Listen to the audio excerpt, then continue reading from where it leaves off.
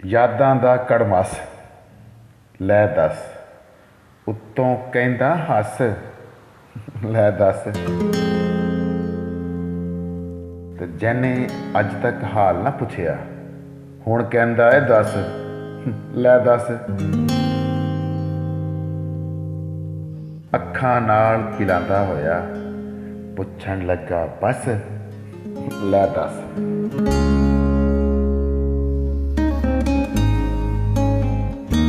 ਤੇ ਅੱਖ ਚੋਂ ਤੀਰ ਚਲਾ ਕੇ ਮੈਨੂੰ ਆਖਣ ਲੱਗਾ ਨੱਸ ਲੈ ਦੱਸ। ਤੇ ਵਸ ਵਿੱਚ ਕਰਕੇ ਆਖਣ ਲੱਗਾ ਕੁਝ ਨਹੀਂ ਮੇਰੇ ਵੱਸ ਲੈ ਦੱਸ।